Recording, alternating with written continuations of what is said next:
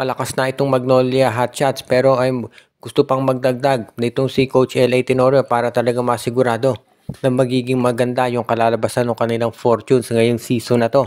At yan ang dahilan kung bakit gustong nilang makuha itong si Tyrus Hill.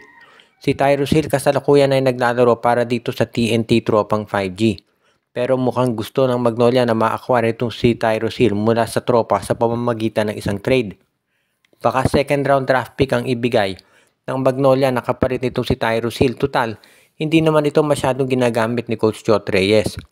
Alam natin na dahil sa pagdating ni Poy Eram, lalong lumaki yung frontcourt ng TNT at nandiyan na si Kelly Williams, si Brandon Rosser, at itong si Henry Galinato na gumaganda na laro. So, of course, si Calvin Oftana, nandiyan pa yan. So, asahan natin na hindi talaga magagamit itong si Tyrus Hill. At yan siguro nakita nitong si Coach L.A. Tenorio. Kaya gusto siyang mag-request na magbigay ng isang second round pick kapalit nito. Ngayon, depende na lamang yan dito sa TNT Tropang 5G kung tatanggap yan. Pero sa tingin ko, okay na yan sa TNT. Dahil kaya lang naman nila kinuha to si Tyrus Hill. Dahil ang inaasahan nila, si Poy Eram matagal hindi makapaglalaro. Ang aga nakabalik ni Eram, actually nga, naglaro na siya ng huling game ng TNT. So talagang hindi naman nila kinakailangan yung serbisyo nito si Hill.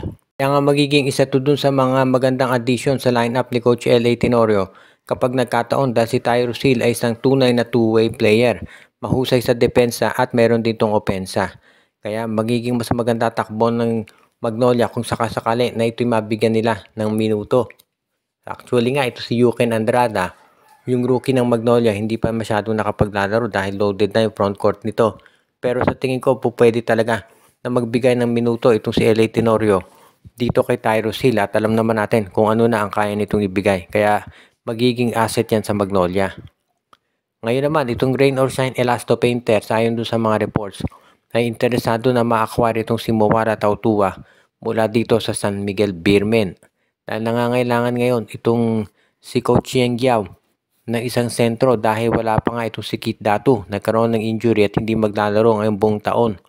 So si Mowara Tautua yung isa sa mga napili niya na i-acquire. Ang magiging question na lang sino kaya hihilingin ng San Miguel.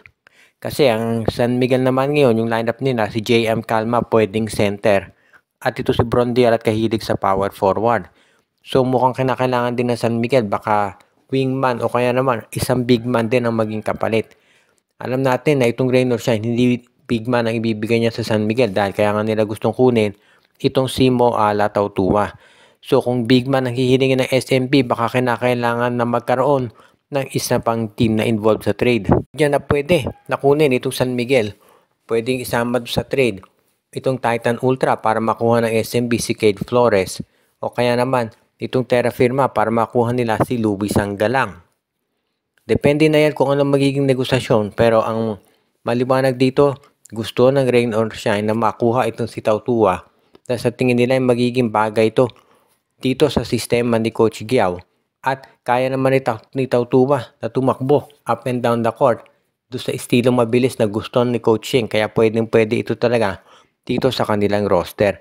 Kaya nga kung ikaw si Coach Yang Giao, baka ito na talaga yung pagkakataon para ma-acquire mo ang mga nabanggit na player at sigurado magbibigay yan ng tulong para dito sa Rain or Shine Elasto Painters.